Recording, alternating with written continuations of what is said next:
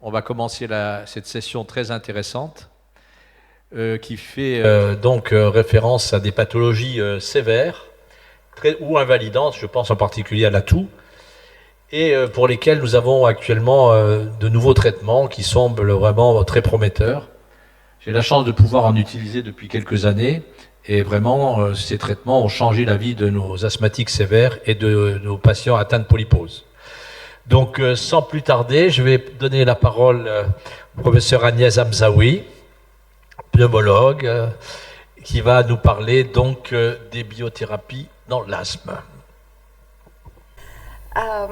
Donc, je voudrais bien sûr remercier les organisateurs, en particulier Mejid et Sifarfer, de m'avoir invité. C'est toujours une superbe réunion où on a beaucoup d'amitié et beaucoup de science. Donc, qu'est-ce qu'on peut demander de plus dans un endroit magnifique? Donc, ça, c'est une photo que j'ai prise l'année dernière. Et je trouvais que c'était tout à fait adéquat pour montrer toutes les nouvelles molécules qui nous arrivent avec probablement une sensation d'air frais supplémentaire par rapport à nos patients. Alors, il faut juste que je ne me trompe pas de sens quand je... Voilà. Ça, c'est le laser. Très bien, merci. Donc, je n'ai pas de lien d'intérêt à déclarer. Donc, les biothérapies, quand on parle d'asthme, les biothérapies dont on parle sont des biothérapies moléculaires. En fait, il existe aussi des biothérapies cellulaires quand on soigne la cellule ou des biothérapies tissulaires quand on va greffer un nouveau tissu. Je vous rappelle que la plus ancienne biothérapie est en fait très très ancienne, elle a plus d'1 siècle puisque c'était la pénicilline qui était fabriquée à partir de moisissures. Donc la définition des biothérapies sont des médicaments qui sont issus de biotechnologie, c'est-à-dire qu'elles sont produites par des bactéries ou par des cellules qu'on peut modifier sur le plan génétique pour obtenir la molécule qu'on veut. Pour le moment, on n'utilise que des anticorps ciblés dans l'asthme, alors que, par exemple, l'insuline ou l'héparine sont aussi issues de biothérapie, mais elles ne correspondent pas à des anticorps.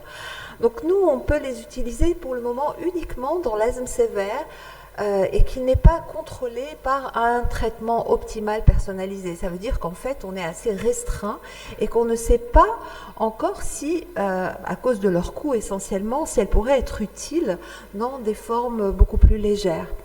La différence quand même, c'est que désormais, dans les recommandations et en principe, en théorie, on devrait les utiliser avant de mettre les patients sous corticothérapie orale, au vu des effets indésirables énormes de la corticothérapie.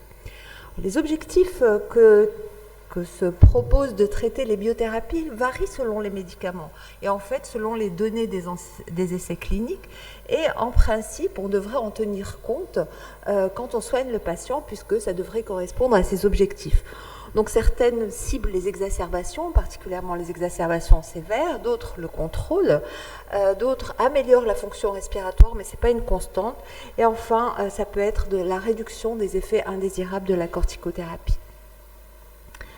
Le souci, c'est est-ce que les biomarqueurs dont on dispose sont de bons biomarqueurs? Est-ce qu'ils vont prédire la réponse à cette molécule et est-ce qu'ils vont permettre d'évaluer l'efficacité de cette molécule? Alors, je vous rappelle, cette diapositive, vous avez dû la voir 100 fois au cours de ce colloque.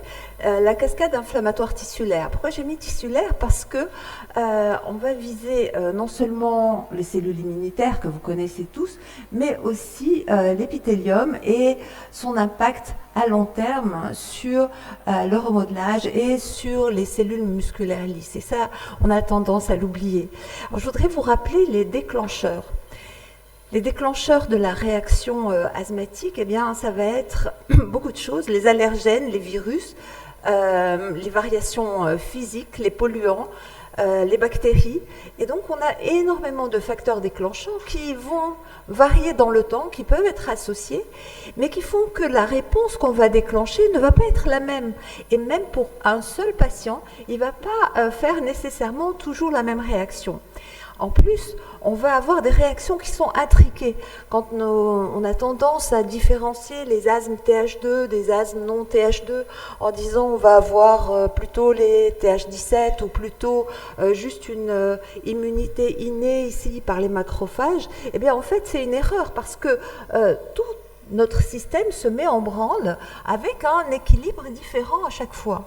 Et selon notre terrain génétique, selon notre prédisposition, on va plutôt répondre d'une façon ou d'une autre, mais ça ne veut pas dire que les autres réactions vont disparaître. Et ça explique pourquoi, dans notre façon de cibler pour le moment à chaque fois quelque chose, eh bien, on ne peut pas être complet. Et je voudrais juste parler des alarmines, donc qui sont très très à la mode en ce moment, qui sont produites à chaque fois qu'il y a un agresseur. Et en fait, on ne sait pas exactement si elles sont produites en même quantité, en même intensité, si on a des allergènes ou si on a des polluants, par exemple. Et puis, le second problème, c'est que quand ici les macrophages sont activés parce qu'il y a des polluants ou il y a des bactéries, eh bien, ils peuvent très bien exciter la voie de l'ILC2 ou les autres cellules de l'immunité innée sans passer par les alarmines. Donc tout ça, ça vous explique qu'en fait, à chaque fois qu'on veut essayer de simplifier cette cascade inflammatoire, on a tendance à raisonner beaucoup trop étroit et ça explique pourquoi on est encore un petit peu frustré quand on utilise les biothérapies. Donc d'un côté, de façon caricaturale, on a l'allergie et la voie TH2, et là on va cibler les IgE, l'interleukine 5 et les éosinophiles, l'IL4, IL13 qui, elles, ciblent plutôt le terrain atopique. On peut avoir aussi de l'autre côté, se dire on va viser tout ce qui est inné, donc ce qui ne va pas être associé à l'allergie, et là on va viser les alarmines. Alors, je vous rappelle rapidement que pour le moment, on parle d'utilisation des biothérapies dans le palier 5. Alors, dans le palier 5, il y a l'évaluation par un expert qui est nécessaire. On va faire toute cette cascade de choix thérapeutiques et on va arriver à gérer les comorbidités, les expositions environnementales et les facteurs associés. Et ça, c'est malheureusement quelque chose qu'on a tendance à zapper quand on veut prescrire des biothérapies. Et si on ne le fait pas, eh bien, les biothérapies, elles toutes seules ne peuvent pas marcher. Donc on passe et là, on est censé avoir terminé et on arrive, on se dit, le patient ne va pas bien, j'ai tout fait bien, qu'est-ce que je peux utiliser comme biothérapie? Et les médicaments qu'on a actuellement, ben vous les connaissez tous, on a le plus ancien, celui qui va viser les IgE, le dupilumab qui va viser l'IL4 et l'IL13, la cascade des anti-IL5 qui peuvent agir soit sur l'interleukine, soit sur son récepteur, et qui donc ciblent essentiellement les éosinophiles, et puis ce qu'on propose maintenant, les anti-IL33 et le tezepelumab qui vise la TSLP. Sachant toujours que, en fait, l'éosinophile, il est important pour toutes ces molécules et c'est un biomarqueur qui finalement reste central comme nous l'a montré hier Dr Tougeni. Avant de finir cette introduction, je voulais vous proposer cette classification qui a été proposée depuis, disons, 2019 et qui est qu'on pourrait phénotyper en fait les patients un petit peu différemment et ça explique aussi l'échec relatif du tezepelumab dans les asthmes non T2 high. Quand on regarde ici l'asthme sévère, et la proposition c'est de traiter les mécanismes et pas les caractéristiques cliniques, comme ça a été proposé avant, mais on voit que quand on classe ces patients et qu'on phénotype essentiellement sur les expressions génétiques, eh bien on s'aperçoit qu'on va avoir 3 mécanismes ou 3 phénotypes, les T2 high qu'on connaît et les T2 high, donc ceux qui sont vraiment des T2, eh bien vous voyez que c'est là où on va retrouver l'IL33 et la TSLP. Donc dans ce phénotype, c'est là où on va avoir des expressions géniques des alarmines. Après, quand on va dans les T2 low, et là il y en a 2, eh bien vous allez avoir les TAC2 et les TAC3, donc c'est une autre façon de phénotyper. Et là, vous voyez que ce qui est impliqué, c'est l'inflammasome, donc ce qui est important dans les infections. Et là, on va avoir la voie de l'interféron et du TNF. Et je vous rappelle qu'on avait essayé les anti-TNF dans l'asthme, et si on a arrêté, c'est pas du tout parce qu'ils ne ne marchait pas, c'est parce qu'il y avait beaucoup d'effets secondaires et un taux de cancer qui était apparu. Mais on ne sait pas si les anti-TNF, probablement, ils marchent dans l'asthme. Et puis, on a là la troisième forme qu'on va retrouver chez les sujets âgés et dans la pollution, quand on parlait Cialis ce matin, avec le stress oxydatif. Donc, en fait, vous voyez que simplifier en disant T2 high et T2 low, c'est pas aussi simple que ce qu'on l'espère. Donc, maintenant que tout ça est dit et mis en place, quelles sont les recommandations par rapport à l'utilisation des biothérapies? Pour le moment, comme on l'a vu, on n'a pas encore de marqueur fin, mais disons qu'il y a des recommandations pour le traitement initial. Et puis après, on peut changer.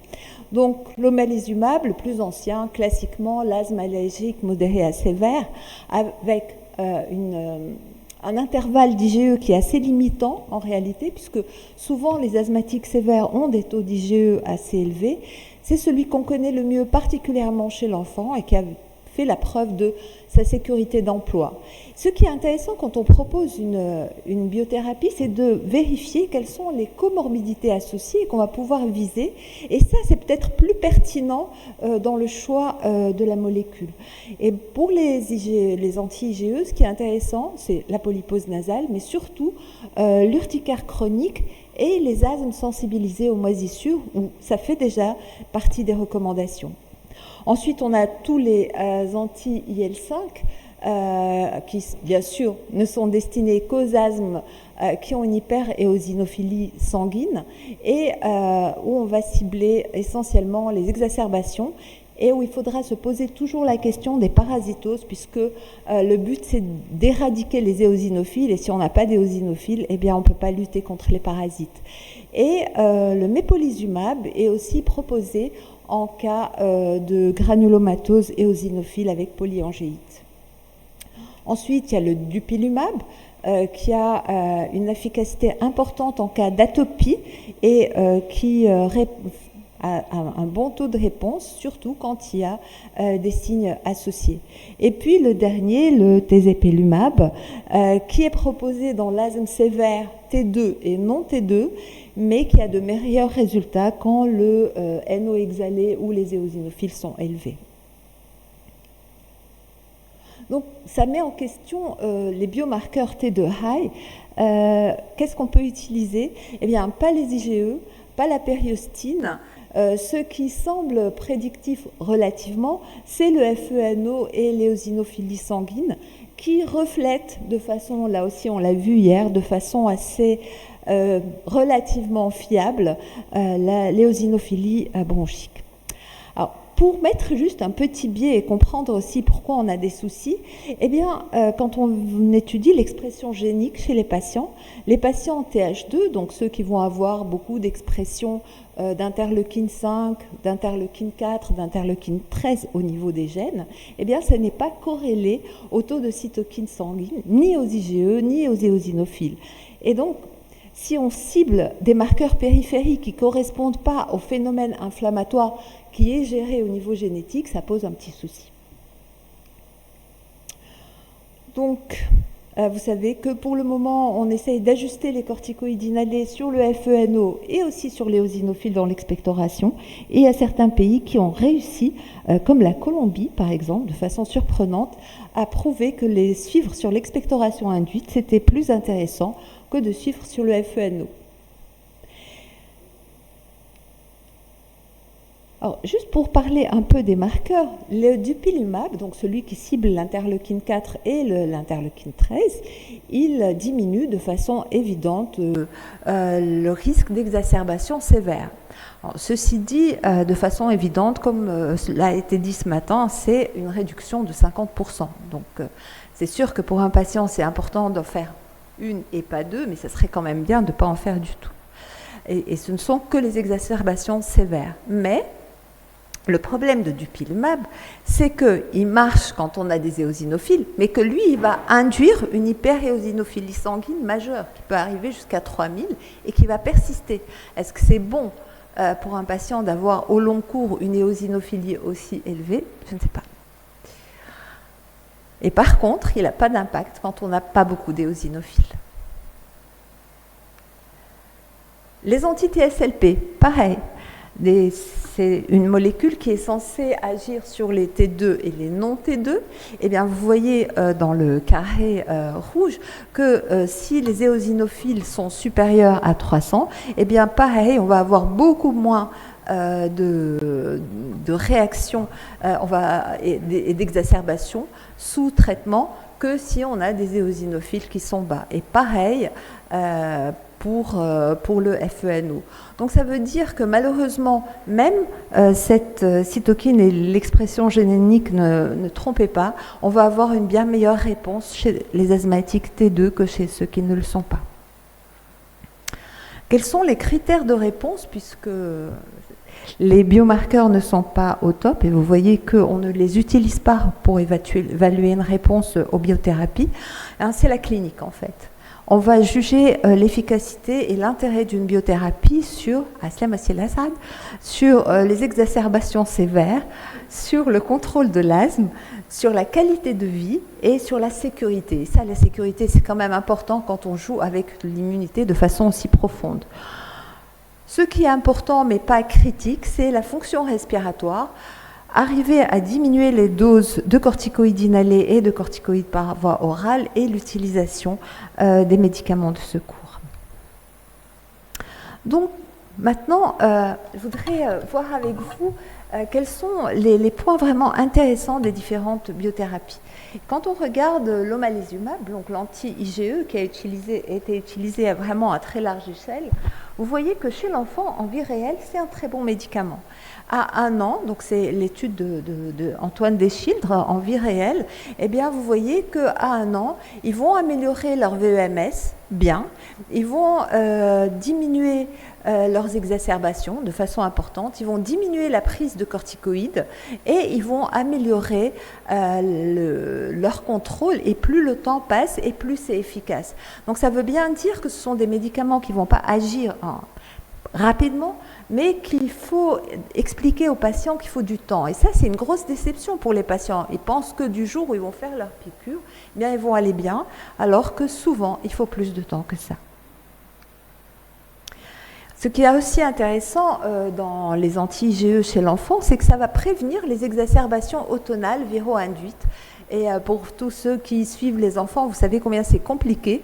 Dès qu'il y a la rentrée scolaire, on se met à voir des enfants qui toussent et qui sifflent de façon importante et qui contaminent les petits frères qui ont la même chose.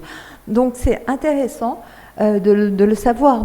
Et savoir aussi que, de façon, et c'est ça dont je parlais tout à l'heure en disant les phénomènes sont intriqués, eh bien ça marche beaucoup mieux chez les enfants qui sont polysensibilisés. Eux, ils ne feront pas d'exacerbation automnale sous omalizumab, alors qu'il n'y aura pas de franc changement si les enfants ne sont que monosensibilisés. Le benrolizumab, donc anti-IL-5, alors j'ai trouvé cette étude assez intéressante parce que c'est une autre façon de voir les choses et ce sont d'autres marqueurs qui sont utilisés. Donc c'est une étude qui a été faite après une injection de benrolizumab et c'est une IRM qui est faite après ventilation de Xénon 129. Donc ce sont des images qui sont couplées et vous voyez sur ces images extrêmement décoratives, en fait ces clichés sont pris avant l'injection et ces clichés 1 mois après l'injection. Qu'est-ce qui montre? Ici, en réalité, vous avez ici avant bronchodilatation, ici après test de bronchodilatation, et là, à 28 jours, simplement après bronchodilatation. Vous voyez que chez les patients du haut, eh bien, les deux sont équivalents. Ici, les bronchodilatateurs améliorent le patient et il n'y a pas de changement après 28 jours. Et là, de toute façon, d'emblée, il était bien. Par contre, chez ces deux patients qui sont intéressants, vous voyez que ces défects qui persistaient après bronchodilatation vont disparaître à J28. Et pareil, chez cette patiente, eh bien, au bout de 28 jours, on va avoir une reventilation au moins au niveau des bases qui est importante. Quelle est la différence? Qu'est-ce qui fait que chez certains patients ça marche et chez certains patients ça ne marche pas? Eh bien, ça ne marche que chez les patients qui sont non contrôlés et qui ont des bouchons muqueux significatifs. En fait, les trous de ventilation qui ne s'ouvrent pas après bronchodilatation, ce sont les bouchons muqueux. Donc, ça veut dire que ce médicament va bien agir quand cliniquement on n'est pas bien parce qu'on a des bronches qui sont bouchées. Et donc ça agit sur le mucus. Toujours dans l'esprit de qu'est-ce que ça veut dire répondre, là c'est une méta-analyse qui a pris en compte les différents anti-IL-5. Et bien sur ces anti-IL-5, en gros, à 2 ans, qu'est-ce qui se passe en vie réelle? Bien, ce qui se passe, c'est que on va avoir à peu près 70% des patients qui vont être en réponse partielle. Donc, ils vont avoir soit moins d'exacerbations, soit moins de symptômes, soit un meilleur souffle. Et puis, par contre, on va en avoir 10% à peu près qui ne vont pas répondre. Et puis, on va avoir 14% de super répondeurs. Alors, dans cette étude, les super répondeurs, c'était ceux qui n'avaient plus besoin de corticoïdes oraux et qui n'avaient plus d'exacerbation et qui avaient un contrôle qui était bon. Qu'est-ce qui prédisait ça? C'était avoir débuté tardivement son asthme de façon surprenante, donc les asthmes apparus à l'âge adulte. C'était le fait de ne pas avoir de polypose nasale, d'avoir un bon VMS, d'avoir une durée de l'asthme relativement courte et de ne pas être obèse. Donc finalement, ça veut dire que ça marche bien chez les gens qui ne sont pas graves, ou en tout cas les moins graves. Le tezepelumab, donc l'anti-IL-33, ça marche aussi, bien sûr. Ça diminue les exacerbations, comme vous le voyez ici. Ça diminue les hospitalisations, comme vous le voyez ici, donc les exacerbations sévères. Mais il y a des cas où ça ne marche pas. Donc je ne reviendrai pas sur les marqueurs, mais par contre, vous voyez ici que chez les adolescents, eh bien, ça ne réussissait pas à les améliorer correctement. Et ça ne marchait pas non plus chez les patients qui avaient déjà une corticothérapie orale. Par contre, chez les autres, ça marchait bien. Ça améliore le contrôle, mais vous voyez que ce qui améliore beaucoup le contrôle, c'est le fait d'être suivi régulièrement, puisque vous voyez ici que sous placebo, donc la ligne bleue, il y avait quand même une amélioration nette du contrôle. Et pareil pour la qualité de vie, vous voyez ici la ligne bleue, bien que ce soit significatif, on améliore quand même bien les patients sous placebo aussi.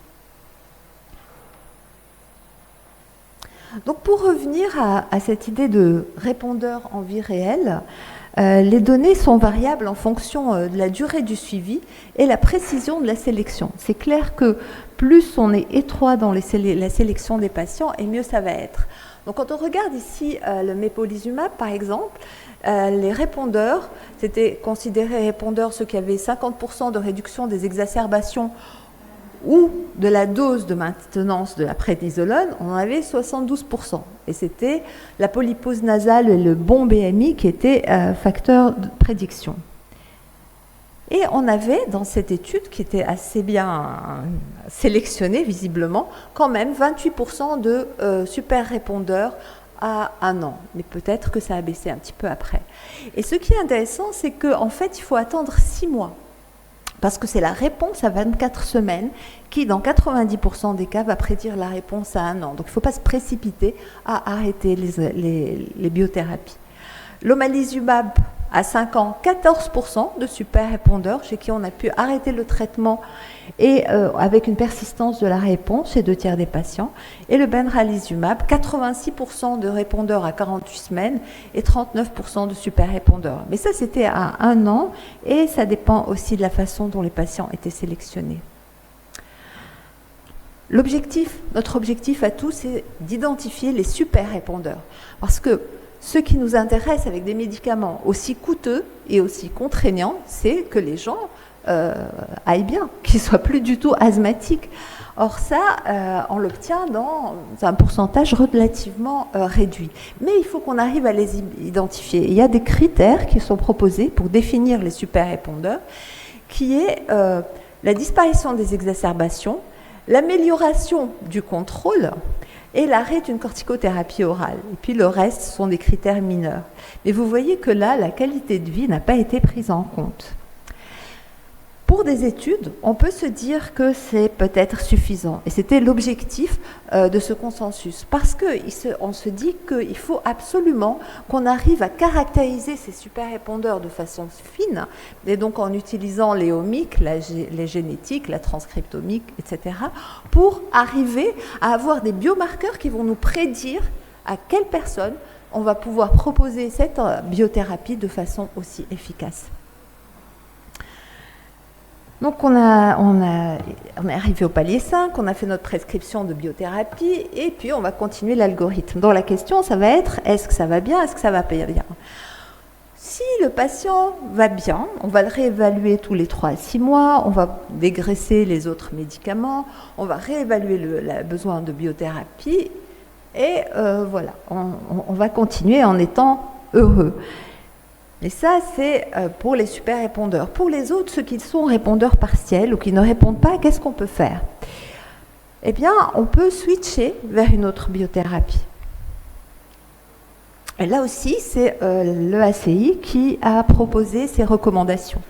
Donc, on a évalué à 4 à 6 mois sur les résultats attendus. Le répondeur, on va continuer en surveillant la sécurité, et ça, c'est un problème, et puis il y a le coût quand même. Et leur recommandation, c'est de colliger les résultats pour adapter les guidelines, parce que tant qu'on ne sait pas, on ne sait pas. Par contre, si la réponse est insuffisante, il va falloir réévaluer l'inflammation, voir est-ce qu'on ne s'est pas trompé de mécanisme, est-ce qu'on a changé ce qui se passe à l'intérieur, c'est pour ça que le patient ne répond plus. Donc on va évaluer. Et puis bien sûr, on va vérifier l'adhérence du patient global, parce que la majorité des patients, leur premier réflexe, et ça se voyait aussi dans les essais cliniques, c'est d'arrêter tous les produits inhalés. Ils arrêtent les corticoïdes inhalés, les LABA, et ils pensent que tout va aller bien juste avec la biothérapie. Et ça fait que la biothérapie ne peut pas marcher pour le moment. Et on vérifie avec le patient qu'il est bien d'accord. Et puis après, donc soit on va retrouver une éosinophilie persistante, et là on va switcher, on va vérifier le dosage, soit on va découvrir des anticorps neutralisants, et là malheureusement il va falloir changer là aussi de biothérapie, ou il y a d'autres mécanismes qui sont en cause. Si on ne retrouve pas d'inflammation, ou si on retrouve des polynucléaires neutrophiles, a priori on n'a pas intérêt à continuer. Donc changer de biothérapie, puisque c'est une recommandation, est-ce que ça marche?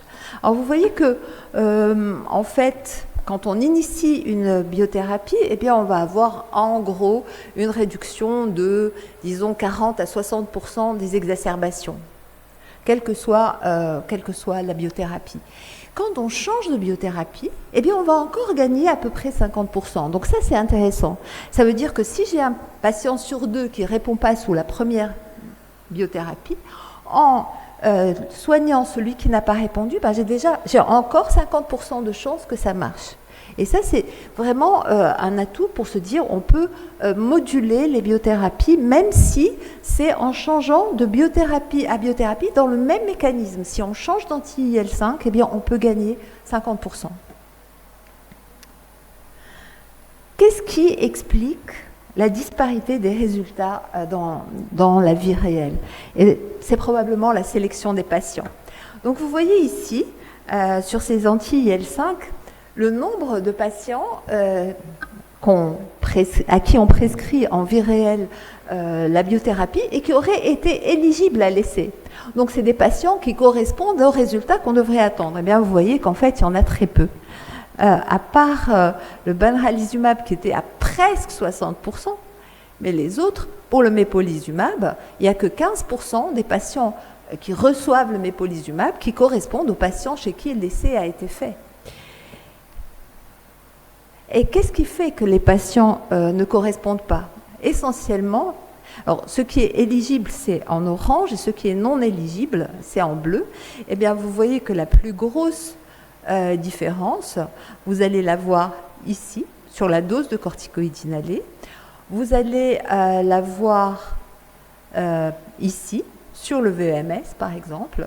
Vous allez la voir ici, où c'est entre autres les comorbidités, et vous voyez que là, personne n'aurait été éligible. Donc, à chaque fois qu'on prescrit en vie réelle, eh bien, on est très loin de ce qui a été sélectionné au départ. Et ça fait que, en réalité, 25 à 35% des asthmatiques qui sont actuellement sous biothérapie correspondent à la population chez qui le médicament a été testé.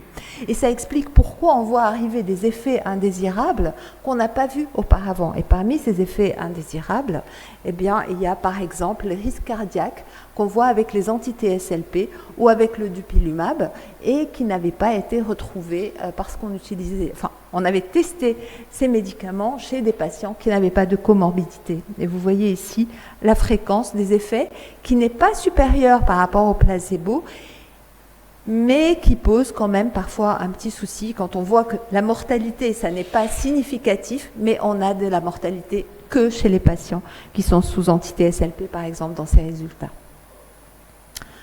Donc, au bout de ce tour d'horizon actuel, disons, qu'est-ce qui risque de se passer dans le futur? Quelles sont les perspectives? Bien, les perspectives, ça reste toujours la même chose, c'est qu'on veut guérir les patients ou au moins induire une rémission. Et puis, on voudrait agir sur le remodelage. Comment faire puisque tous les médicaments qu'on a jusqu'à présent n'améliorent pas le remodelage. Donc, on voudrait réduire l'hyperplasie du muscle lisse, la fibrose sous-épithéliale, et ça a été quand même observé sous biothérapie à chaque fois qu'il y a des biopsies bronchiques qui ont été réalisées. Et pourquoi est-ce qu'on pense que ça devrait marcher?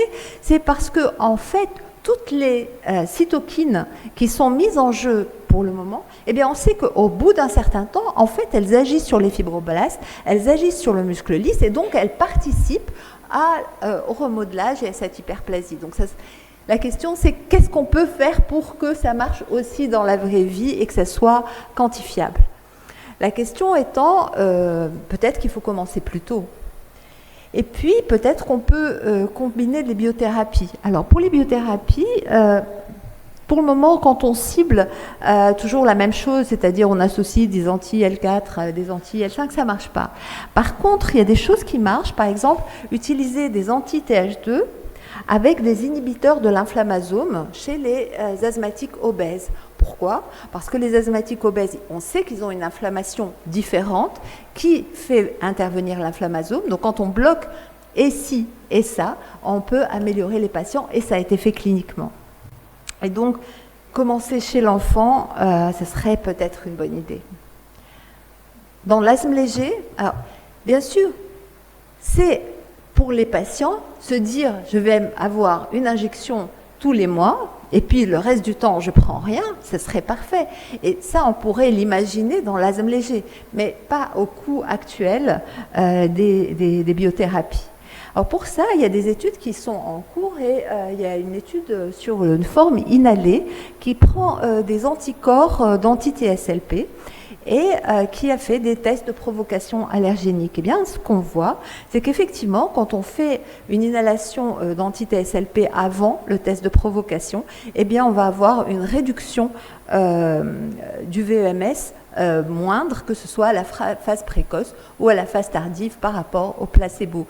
Donc, c'est probablement quelque chose qui va marcher, mais ça serait quand même passionnant, sauf pour les malades qui détestent les produits inhalés, bien sûr. Pour conclure, je dirais que tout ça, c'est bien, mais qu'est-ce qu'on a apporté de plus à nos patients? Le ressenti des patients, il est plus complexe que ce qu'on croit. C'est vrai que pour certains, leur vie est transformée. Ça, c'est les super répondeurs.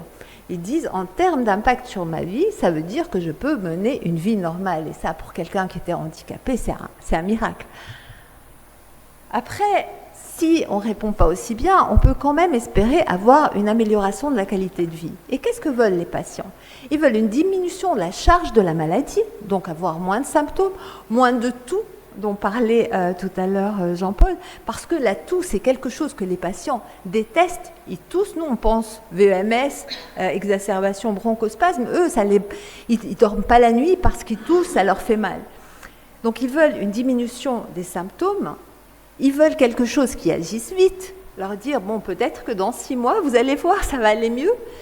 Et puis, ils veulent une diminution du fardeau du traitement. Or, si nous, on leur dit tous les 15 jours, il va falloir que vous veniez pour avoir une injection sous-cutanée et que vous risquez d'avoir des effets indésirables en plus, c'est peut-être pas sûr que ça améliore leur qualité de vie.